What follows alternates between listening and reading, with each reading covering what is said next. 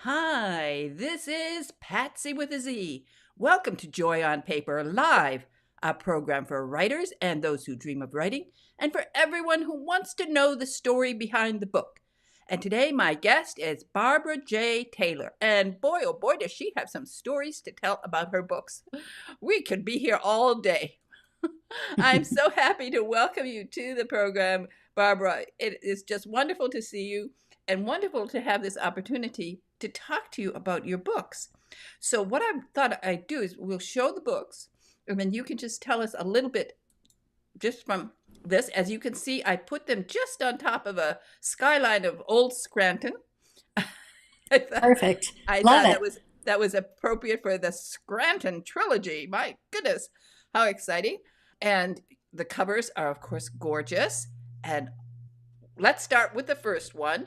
And you can tell us what first the date that it was released. And so number one in the trilogy, I think it's a debut book. And I think that's so exciting. That's so exciting when you have a debut book. And of course, the title, I Thank- will ask you about that title too, because it's interesting. Sing in the morning, cry at night. Now, when was that released? My first book was released in 2014. So that one was quite a while ago, and it is a trilogy, so they all go together. The last one, Rain Breaks No Bones, is 2024, but I also wrote them as standalones, so you can read them in any order.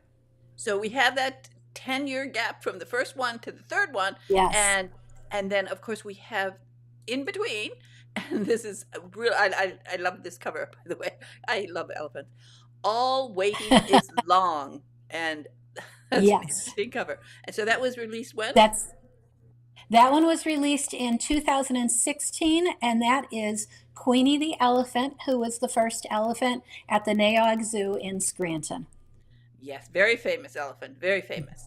And then of course, hmm book three, Rain Breaks No Bones.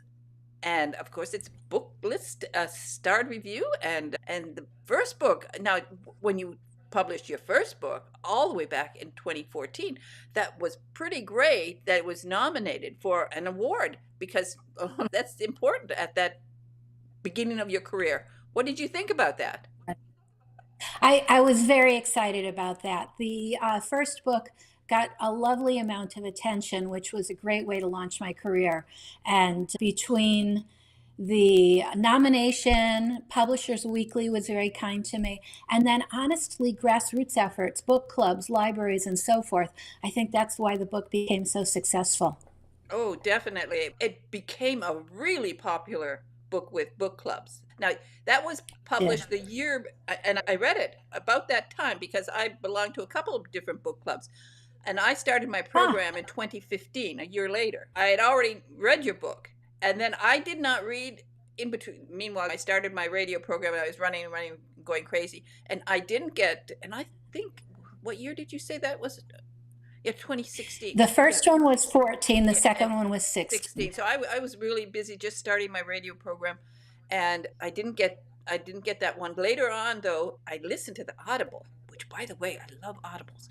And then of course book 3 now is out, and this is pretty exciting for you. It is. And for the record, Tavia Gilbert is the one who narrates the books, and she does a beautiful job on the audios. So Yeah, I'm glad you listened to that too. yeah, do you listen to your Audibles, or some authors say they can't stand to hear their words? If I wrote a book, I'd listen to it all day long. I have listened to them. It is a little difficult, not because she does an amazing job, so it's not that, but it's just odd hearing your own words come out of somebody else's mouth. It's a strange feeling, but I'm lucky to have it happen. Oh yeah, absolutely. And you're right, she does a great job. You were a school teacher for so many years, and there you are. What grade did Yes. you taught? High school, I think. I taught anywhere from grade 7 through 12 in Oh, my 31 and a half year career. there are so many hours in the day. While you were teaching all these kids, wonderful students, I'm sure, and you got, what were you teaching? English? Were you teaching English? English, yes, Oh, okay. yes. So you knew what you were doing. You were dreaming in the back of your head already about writing. When did the writing part start? I always wanted to be a writer, but I never thought I could be one. I never knew writers. I just didn't think it was possible. And then when I was in my 40s, I went back to school at Wilkes University for their creative writing program. And that's when I started writing for real. And I wrote my first two books, Sing in the Morning, Cry at Night, and All Waiting is Long, while I was still teaching full time. And then I finally in 2018, I finally retired from teaching full time. And so now I write. And so I'm fortunate. I've had a beautiful career and now I have a great second act. I was thinking about it when I was reading this book, which, by the way, we have to talk about the prologue. It is a doozy of a prologue. Wow, I got crazy when I read that prologue. But what I was thinking about as I read it, and I'm thinking to myself, do you ever think about what the future generations will look back and when they're looking to study American history and they're looking to understand America at a certain point? Because your books are paced 20 years apart, you really show a wonderful sort of, it's a real look into the history of America with your books. Thank you. I never thought about it that way. I do a lot of research and use a lot of primary sources to get a real feel for the time period. But also, I'm writing in the modern day. Of course, I'm looking at some of the world events and they're reflected in the history. So I like to think that people will still be reading my books years from now. That's a great idea. Never thought about it. Sometimes, as I read so many books, and I do, and it's been, I think, maybe since the pandemic, when I was thinking about it, what books that I'm reading that are on my shelf at this moment will be read 100 years from now.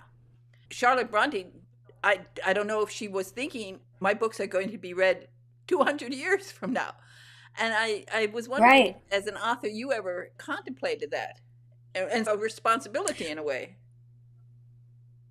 I never did. I think if I had contemplated that, maybe I would have scared myself out of writing because that's a pretty big responsibility. I will say in the third book, Rain Breaks No Bones, I delve a little bit into ghosts and whether or not there's life on the other side. And when I was writing it, I put a few things in there that I thought, if there is reincarnation and I ever come across my own book, these are some things I'd like to remember and know about in the future. So I thought of myself reading it another time, but never audiences. I think people will, when they're looking for books to read about this century, which is, and the last century, really, the last century, because the Right. first one is starting in 1913, and then we go 20 years, and then we go 20 years. So this one, the third one, is Correct. 1955. And if people are looking to understand that period, I have a feeling that maybe they will grab onto your books. I'd love it. I would love that. Yeah. That's a wonderful compliment. And you cover so many issues in your books. And tell us about that. Now, the theme of this new book, how would you describe it? What's your sort of main focus on? You introduce more about race in this book. Tell us why, and perhaps go into where this idea came from. So all of the books are connected, I think, by the themes of grief and guilt, because the first book starts with the tragic death of a child, and then you get that generational trauma that follows the characters. And so I had that in the back of my mind. For the third book, 1955, in my research, I realized this was the decline of the mining industry in Scranton, the cusp of the civil rights movement. And then when I was looking at the history of it, there was a hurricane named Diane that was heading for land. So all of that sort of conspired to help with the book. Still the themes of grief and guilt and I think hope. This particular book, it's about a secret birth, a shocking death, a complicated relationship, and I like to say no one's talking, not even the dead. So all of those ideas are conspiring. I hope that even though there's tragedy in my books and hardship, that ultimately they're books that are hopeful. I think they are. As I was saying, Barbara, your prologue for the new book is a doozy. when I started reading it, I was okay. I had no idea what was going to happen. And it was, you give us a tour. Oh, I can't tell people about it because they just have to read it. It is really terrific. Did you write that prologue as a like the first thing you wrote, or did it come to you later? Because I never know, with prologues, you somewhere along as you're writing a book, you think, oh, I need a little prologue. But boy, this one, as I said, it's whoa, it takes your breath away. Beautifully written. When they talk about flow, you go to these writing classes and they say, make it flow. And I thought, oh my gosh, she is flowing. Boy, oh boy, this is like a river of words. Beautifully done. Thank you. Thank you. I love my prologue. The story came for a little bit without the prologue, but I was at a book club one time and a woman told me this story that her father used to tell me, and it's somewhat similar to what happens in the prologue. And that story kept nagging at me. And the character of Ruth, who's in the prologue, she wouldn't let go. And I kept saying, listen, I'll tell your story, but this is not the book. This is not where it happens. And she wouldn't let go. And at some point, maybe about 3 or 4 chapters in, I realized, oh, she is part of this story. And so that's where the prologue came from. And so her story, which is 19, we're discovering what her story was at the same time we're in 1955. Yeah, that's what whoa, it is really. It was a brilliant idea. So many add things to your books. You put things in that are different from other authors. I love your Greek chorus in I remember when in book 1 you have this sort of running Greek chorus, which was also very clever. And in this book, I think right away at the beginning you have a little thing about a song, and I thought that sort of leads us into what this book is going to cover a little bit. So we know that it's going to be a little different from the other books and more expansive in some areas. And of course, when we are in Violet is now 55 years old, I think, right, in this book? 50. She's 50. It's 1955. Oh, yeah, it's 50. Yeah, she's 50. Breathtaking when you think about it. As you said, this is a standalone, so people don't have to know the story. And the nice thing about the way you bring in the backstory is that you bring it in without preaching the backstory. It just flows naturally, which is important, because I hate when people, they think, I have to tell this backstory. They won't understand my book. And they plop a paragraph in and allow you to think, oh, please, you didn't have to do that. Yeah. I tried, the way I tried to avoid that was if the reader needed to know something from another book, I told the story from a different character's point of view. A reader who's read all of the books would get new information, and the reader who never read any of the books would at least be caught up. I tried to make it so that both readers would be satisfied. I think you definitely do. For some reason, as I'm reading this book, as I mentioned, that it's running through my head that will future generations read this book? And why should they read this book? And will you someday be a subject of an English class? Somebody teaching English in, I don't know, some other country will say, we're going to study American history from 1910 to 1955 or something. And they'll say, then you have to read Barbara J. Taylor's trilogy, because the Scranton Trilogy will tell you about that period. So I got that, but I was also, as I'm reading, I was thinking to myself, for so many things. Flowers, of course, are very important in your books, with the word, with the name Violet. And then we have, of course, Daisy. And then you have words throughout your books dealing with flowers. And in this one particularly, we have, of course, in the past there was the rose, and there's then all of the other places that you mentioned flowers, everything from rhododendrons. I thought this is great because people so often in the books I get, they don't really mention flowers as part of sort of the background, or to make it visual, which I like to know things like that. Right. It's funny because the first book is loosely based on a family story about my great Aunt Pearl. And so I kept thinking about the old fashioned names like Pearl and Ruby and Opal, but I didn't want to use the actual name of my real great aunt. So I thought about it for a while. And one of my mother's best friends was a woman named Violet.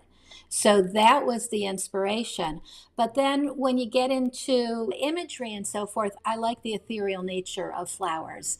I also like the birth and death and the rebirth and for perennials and so on. So I just felt all of it was meaty and symbolic and a good way to show some of my characters' characteristics. Yeah, it's right. This is an ideal way to do it. It's both mentally visual, and it just blends in with the story so perfectly. Let's go back to the beginning of not to the beginning, because we've done the prologue, which I think is fantastic. And now we have the main story that we're going to be starting here. And as you say, in the beginning, Violet has had a good life. So tell us, some people might say there's been a lot of troubles. There's been a lot of troubles in this past. And also so much of it as that you've taken from your life or from your family's life, that tragedies have a long shelf life. They stay with families. That's a good way to say it. Yeah, they really do. Tell us about, maybe we step back. Let's say a little bit about Scranton, because this is important. People who have not been to Scranton and people who have not ever been to a mining city, a place where people mine. And it is a different atmosphere. Now, I'm from northern Michigan, and we had lots of family members who, in the early days, back in the 1900s, in 1910, they were in the copper mines. And as a matter of fact, my father's two eldest brothers were in one of those mine collapses. So, and there was a whole area there where they were company houses and the mining houses. And so in this book, that entire idea of Scranton and coal mining is important as a background. It is. And what's interesting, at least to me, when I was doing the research, in the early 1900s, coal was king. Scranton was so important to the nation's economy that when the mines went on strike, the President of the United States got involved. So we really had boom times in the early 1900s. And at that time, the miners were working 12 hours a day, 6 days a week. So they didn't even see sunlight in the winter. By 1955, when I was researching the newest book, Rain Breaks No Bones, you had to go to the newspaper to see which days certain mines were open and for how many hours. So you saw that arc, you saw the decline of the mining industry over time. And I was fascinated with that. I think of Scranton as a character in my stories because this is my hometown. I love Scranton. I particularly love the people who came from those hard Scrabble times of working in the mines for a living. And that trauma follows us as well, I think. And I enjoyed getting to know the people of Scranton. Now, in your family, did you have miners in your family? We did. My dad's father and his grandfather were miners. And my dad used to talk about how my grandmother would send him down on payday to pick up the pay before his dad and grandfather got home so they wouldn't drink it away. So that was his job, was to pick up the paycheck because there was a lot of drinking. It used to be they thought a shot in a beer would clear the lungs from the coal dust. So there was a lot of drinking that went on originally for medicinal purposes, but of course it got out of hand. It became a lifestyle. Definitely. And that's the same thing that happened in my area. Copper mining was also very dangerous. The men who went down to the mines, I cannot imagine it. You couldn't get me going. No. I only visit a few of those caverns where you see stalagmites and stalactites, and that made me crazy.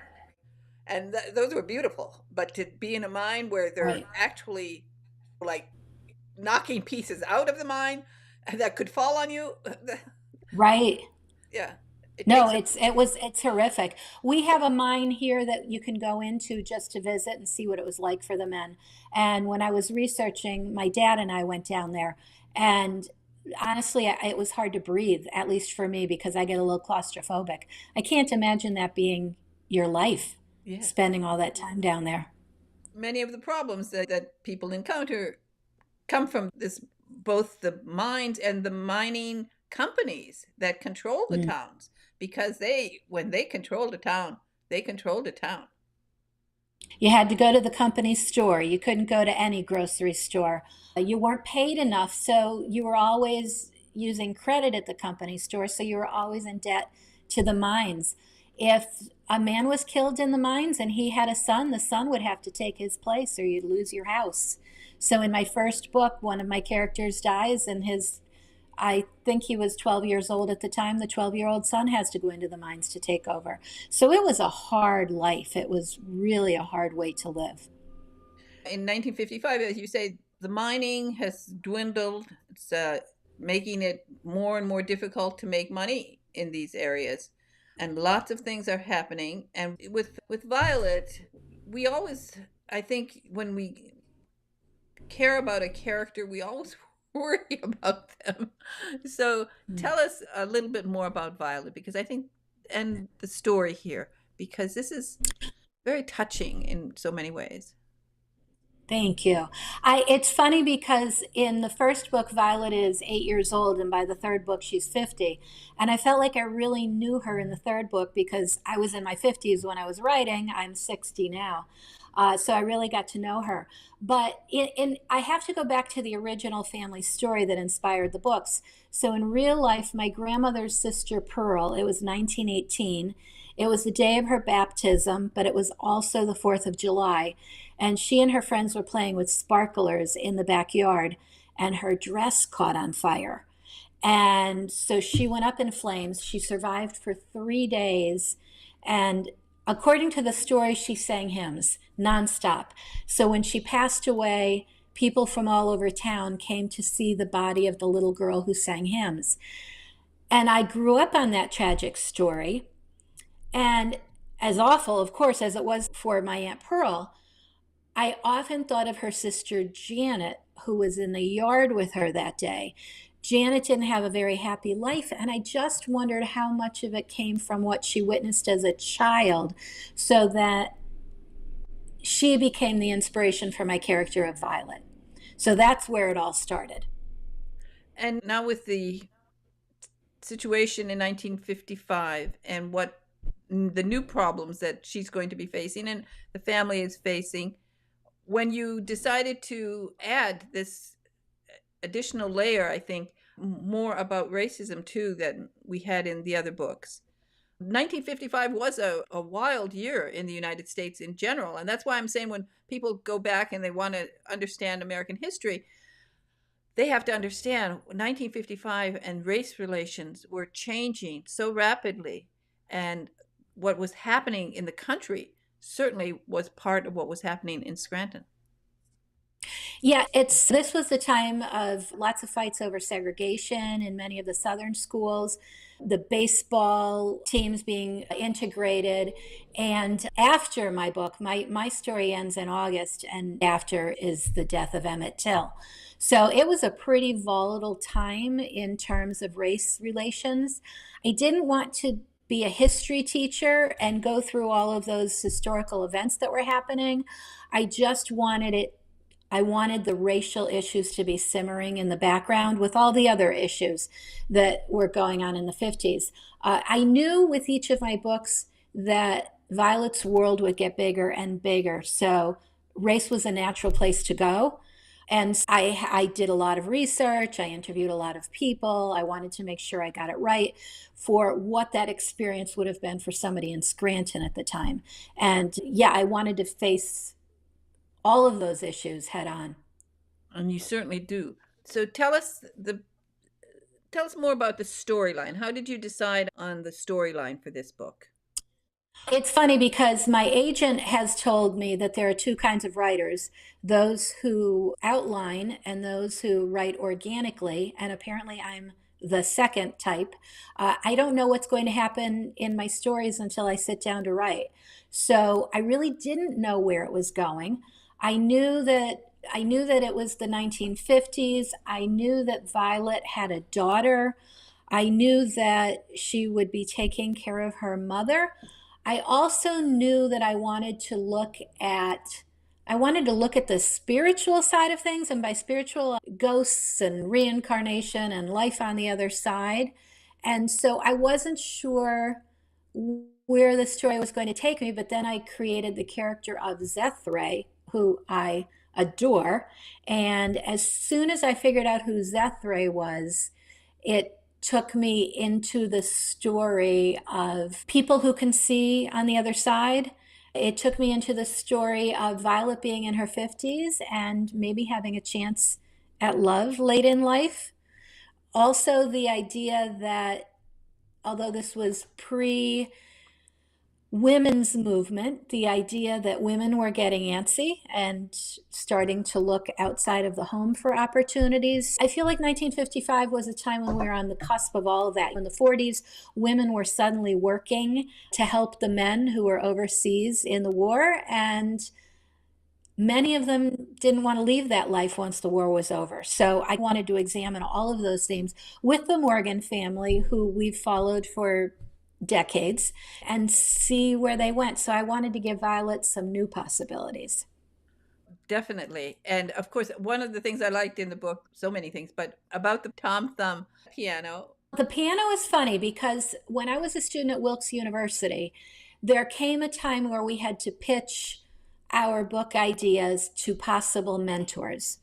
And so these were supposed to be 10-minute conversations. And I sat down to talk with a writer, Kaylee Jones, and our 10-minute interview turned into a 3-hour conversation. And she just, even though I didn't know where the book was going, she got what I was saying about using my family story as inspiration. And I give Kaylee credit because she told me about a family piano, a little Tom Thumb piano that they had in their family. And she's the one who gave me an idea to include the piano to begin with. And so that's where the idea came from. Kaylee Jones, wonderful writer and mentor and editor and publisher. She's just an extraordinary woman. And she gave me that idea. So it was a gift. It was, and it works perfectly. We have to talk about Daisy. So Daisy in the new book is 25 years old. She's the namesake of her Aunt Daisy, who passed away. And Daisy's life was already bigger. Daisy is a dancer. Daisy lived in Atlantic City. Daisy just saw a bigger world than Scranton, but when her father got sick, she came home to help take care of him. So what I like about Daisy is she's already been exposed to bigger dreams. And so Scranton is it's pinching, it's feeling a little bit tiny to her. So I like that dynamic. I like that her mother, Violet, has been here forever and would never think of going anyplace else. But her daughter, on the other hand, has completely different dreams. And I also liked the idea with Daisy. She did follow her heart. She did take up dancing. She did move to Atlantic City. When that didn't work out because she had to come home, she found different dreams. So now she's opened a dance studio. And I like that idea that when one plan doesn't work out, you find another one. And I liked playing with that a little bit as well. And I liked the romantic nature of Daisy because she's young and in love. Not the only one in love. It's not, I don't restrict by age, but I had fun with her relationship. Yes, I think you really do. And Scranton, they used to get a lot of theater coming down from New York, Yes. so Scranton was known for that. It was known for that. This is where people, if you could make it in Scranton, you could make it anywhere. That was what people really believed. So we had a lot of vaudevillians. We had all kinds of performers coming here. And so it would have been natural for Daisy to take up dance when she lived in Scranton. And she was a Tony Grant Star of Tomorrow. And Tony Grant was a real guy who really did run dance studios and try to lift up all of these performers, and they performed with him in Atlantic City. So that's a true detail. I have a lot of true characters, true details in the book. And it was plausible for Daisy to have had that experience in Scranton. Yeah, I had heard something about something like that, and I checked it out to see if it was true. And yes, I like that. That's why I said the things that you put in the book that are real and something like a detail like that is exactly why I think 100 years from now, people might be reading your trilogy. I love that. I love it. From your lips, I hope so. That's you want to write these books. You don't want them just floating down that wild river and getting lost. They're there, and when a book stands out, it's pretty special. Thank you for that. Now, Thank you. I don't know because of the writing style. I found myself stopping when I was reading your books and saying, "What does that remind me of? Who does that remind me of?" It's just a very sophisticated style of writing. Thank you for that. I honestly have to say, I love all kinds of books and all kinds of writers. But as a high school English teacher, there are books that I read over and over again because every time I teach a book, I would read it again just to refresh my memory. And so I know Steinbeck had a big influence on me. I also absolutely adore William Kennedy. I've read and reread Ironweed a million times. That book has made a huge impact on me.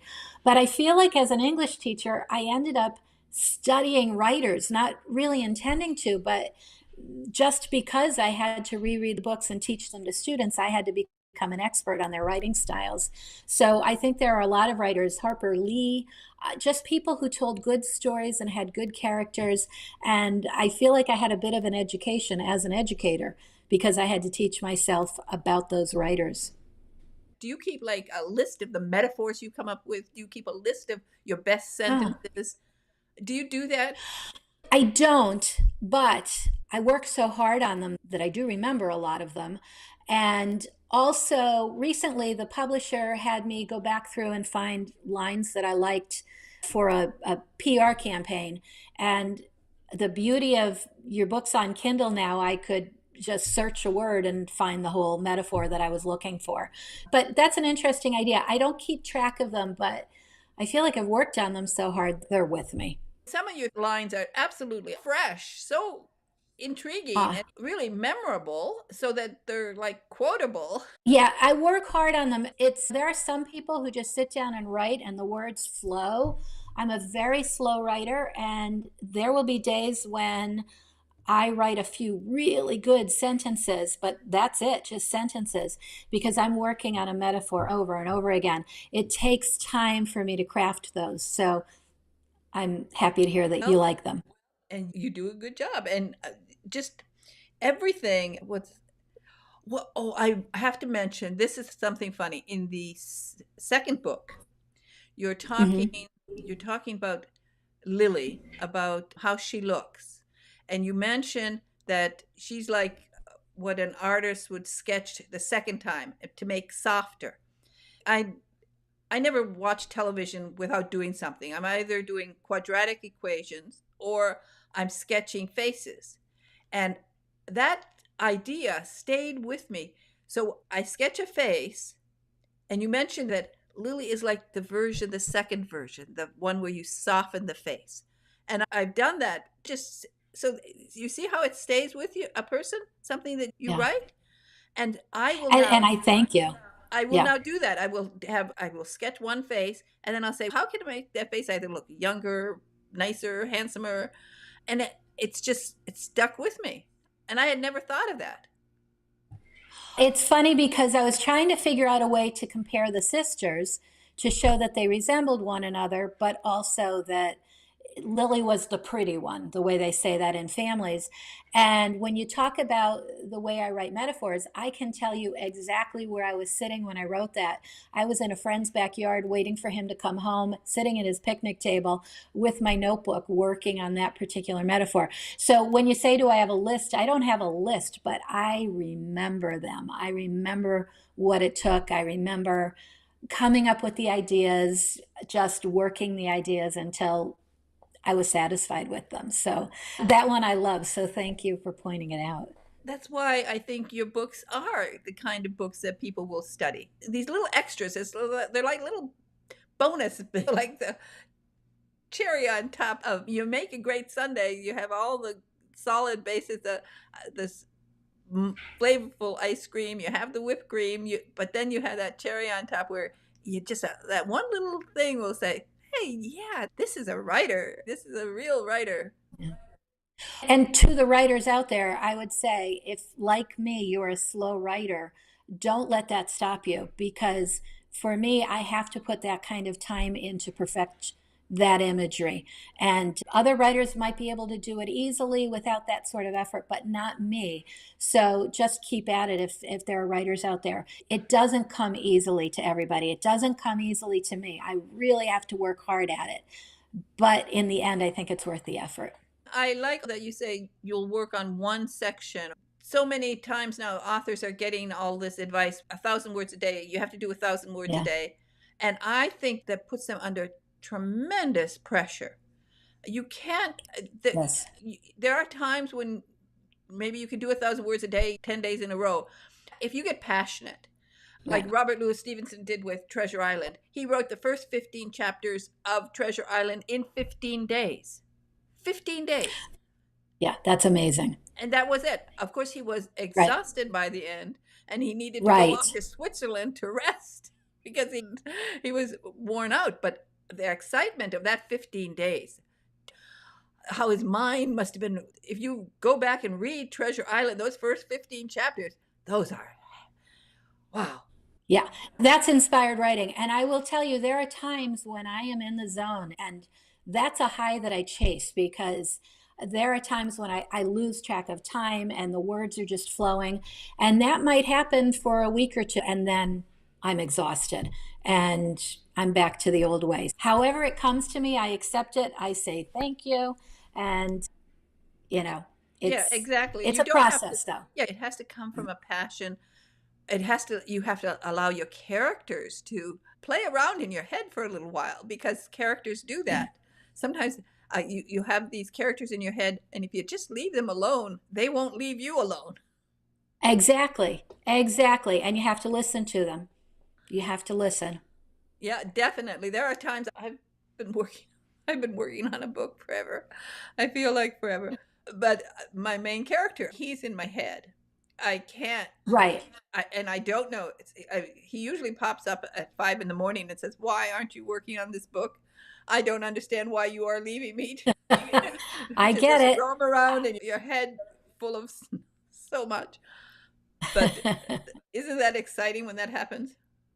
So exciting. That's what I live for. That's right. I don't know how to say it other than the high that I chase. That's what the we magic. That's the magic. And that's what I call joy on paper. I love it. Perfect. It is. It is perfect. It is. It is. You just get that. Whew, you take a breath. It takes your breath away when that happens. Absolutely. In a way, because it is a trilogy, there are so many things that go into the background of the stories, whether you were writing about prostitution, whether you're writing about eugenics, all of these different subjects that came to you as you're working on this series, which you didn't know was going to be a series, but turned out to be. Yeah, I didn't know at first when I first wrote it.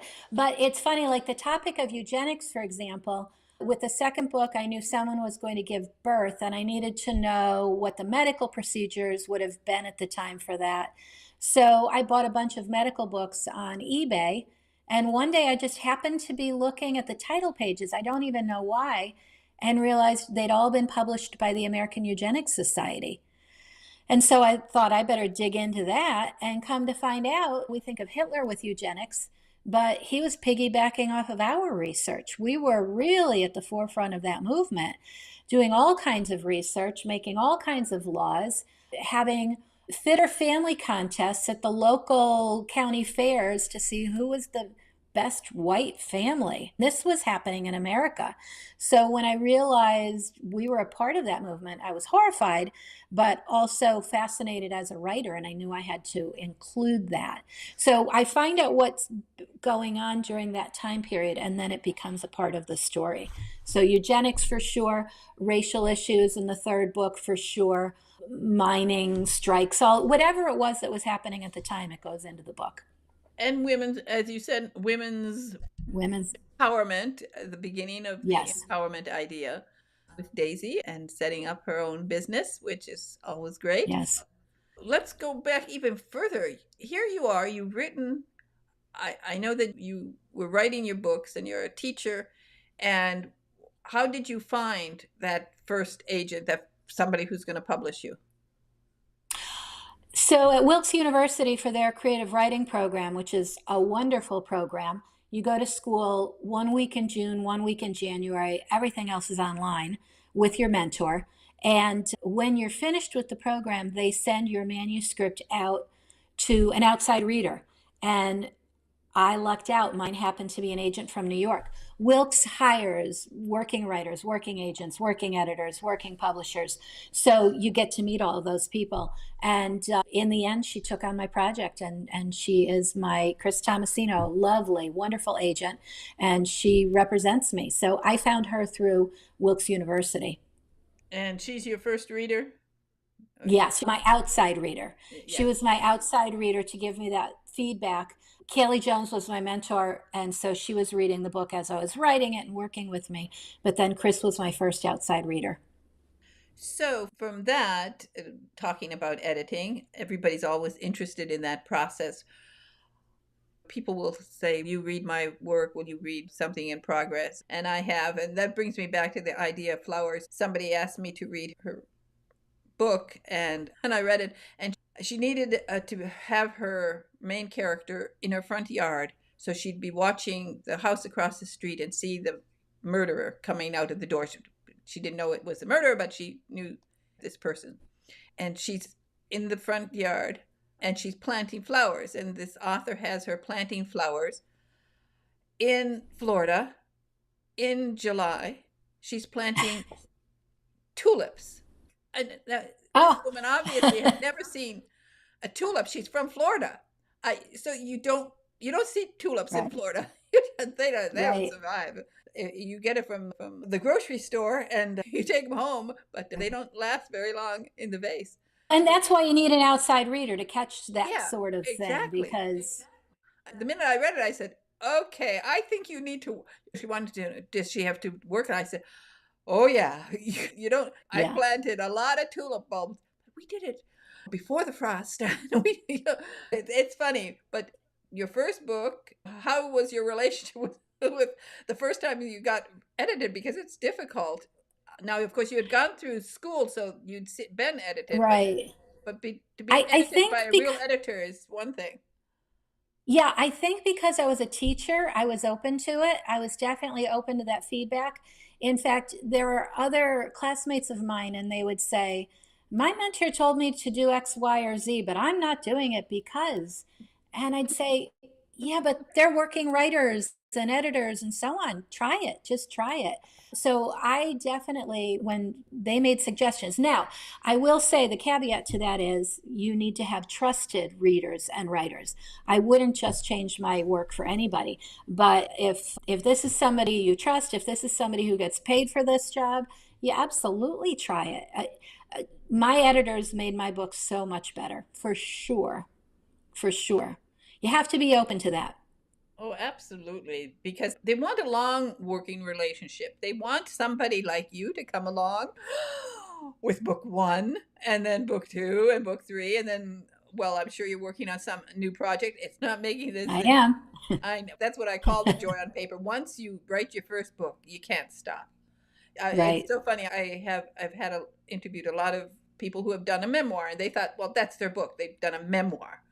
I complimented them. I say, your writing is really good. This can't be the end. And so many of them have exactly done that. Once they see their words on paper and they get this joyful feeling, you can't stop. Yeah. You become addicted. You do. I So do. as a teacher, you also do your editing on real paper, that you print out your paper, you I print do. out your book. Yeah, Yep. good. Number I two pencils and the manuscript in front of me. You have to do that. People are telling me they'll edit online and you really don't catch things that you see on paper. There's something about paper that makes it real. And this is true. Although I love Kindle books and I read Kindle books, and I find that I don't retain in the same way Mm, that I retain the written word, something on paper, which is very yeah. strange. With me, I have this strange memory that I can often remember page 38 of books. Why Ah, page 38? I don't know. Sometimes I'm doing something and I will say, I wonder where this is, and I know it's on page 38. It's really weird, but isn't that funny? it Yeah. is. That Yeah. somebody should stick something in my head to figure out what I. For sure. I love it. Since you were a teacher, you were probably a good student when you were a kid, huh? I was. I enjoyed school. I loved school. So it was a natural fit for me to become a teacher. Did any of your teachers, when you were little, say, "Oh, you should be a writer"? Oh, All of my English teachers encouraged me to write. And in fact, I launched my book a few weeks ago, and my eighth grade English teacher showed up. So that was lovely. They're oh, always very encouraging. oh, Yes. that's exciting. I think my third grade teacher is long gone. But if she showed up, if I have a book signing and she showed up, I don't know, it would be like that lemon pie in the face because that Oh, woman was terrible. oh no. So I'm happy. I always like to know, and since you're a teacher, that gosh, encourage people because my third grade teacher called me a dummy. So Oh, that's terrible. that's That's, terrible. you proved her wrong. You proved her Yes, well, wrong. more or less, yeah. Yeah. But Yeah.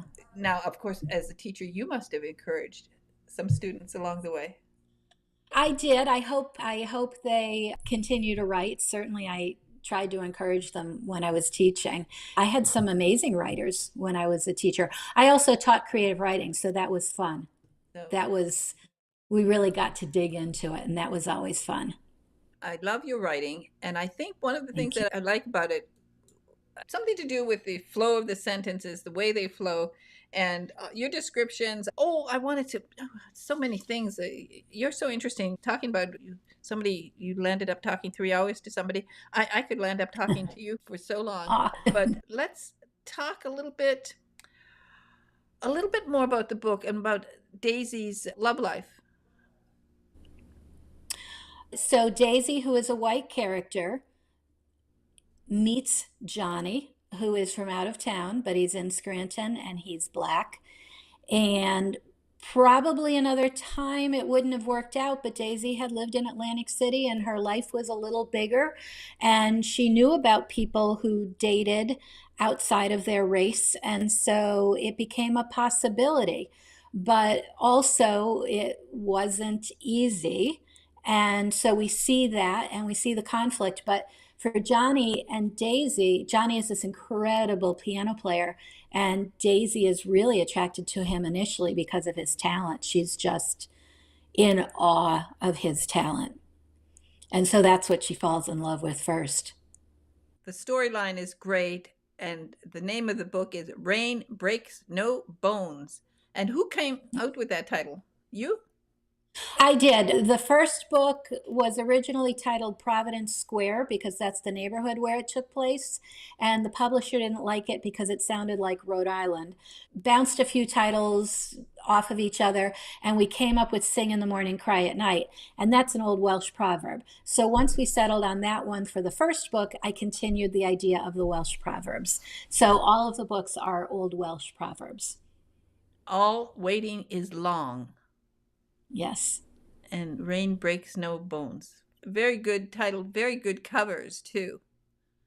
Thank you. A lot of the pictures in there are family pictures, and then others are pictures that maybe I bought in antique shops or collected along the way to inspire me for characters when I was creating characters. As you said, it's standalone, but if people read this one, they'll want to go back and read books 1 and 2. And you've done a wonderful job, Barbara. Really fantastic. Thank So you. let's send people to your website, which you have, and they can read more about all three of the books in the Scranton Trilogy. And I know Yes. your website is Barbara J. Taylor. People, you need the J in there. And BarbaraJTaylor.com. Everything you need to know, you'll find at that website. I'm sure you're on social media and all of that stuff. So, Yes, and you can find all my links. If you go to the website, you'll find all my links for Facebook, Instagram. Everything is up there. okay, Barbara, I hope you have a wonderful summer. Are you going to be doing Thank you. research for? You know what? Right now, I'm busy doing some book events and book clubs, and I just got back from a book festival. For now, I'm focusing on events for the new book, but I also started working on a new one. Life is good. Life is good. I'm very happy. Well, And I thank you for this. This was lovely and a wonderful conversation. So well, thank you so much. thank you. And one of the things is when people go to your website, you will do Zoom talks with book clubs. If it's a local book club, I try to meet in person. If not, I'm happy to do Zoom. Absolutely. I And think I have an obligation to my readers, and I love talking to them. and I just want to find out, what is your favorite fan experience? Because you must get really some interesting fans coming up to you and saying they'll remember perhaps Scranton in the old days, and they'll say, "Oh, I remember that," or "My grandmother was there." What do you find is your fan experience that's really outstanding? That's a great question. I will say I've gotten fan mail from as far away as New Zealand. They love my books because of the snowstorms and the mining. They love my books because of the mining. People in Canada love my books because of the snowstorms. My best, this isn't really a fan experience, but I was traveling in Paris with a friend of mine and we went to Shakespeare and Company and my books were on the shelf and she said, "Quick, No. stand there and we'll take a picture." There were signs everywhere. You couldn't take a picture. So as soon as she picked up her camera, the manager came over to yell. And she said, "No, this is the author."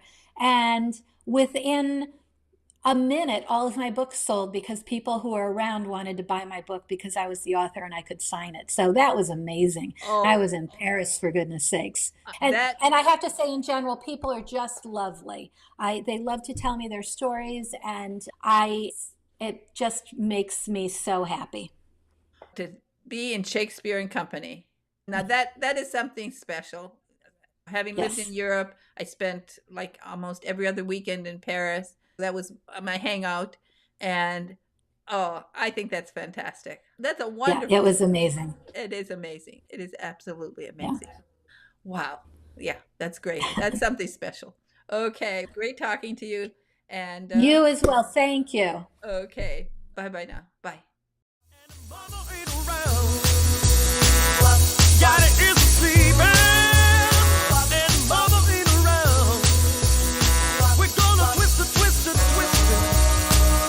Turn the house down.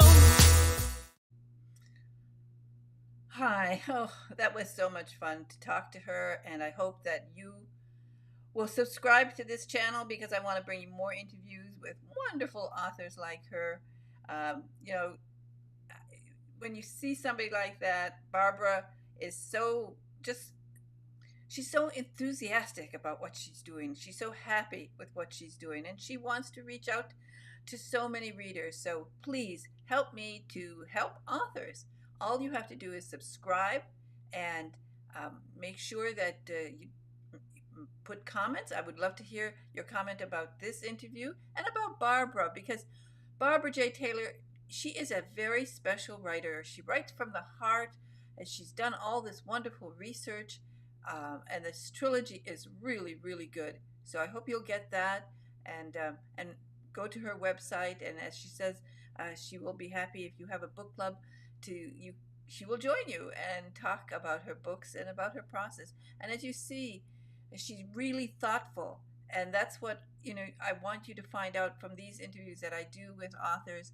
I want you to see how enthusiastic they are.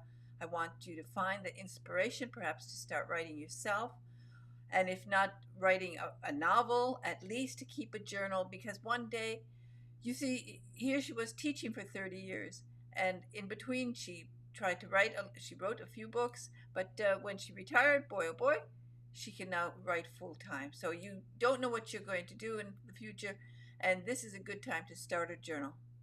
Anyway, thank you again. Subscribe, please. Subscribe and do a comment and do a like and share this, and come back soon, because I'm going to have a bunch of new, absolutely wonderful interviews that I will be putting up soon. Bye bye now.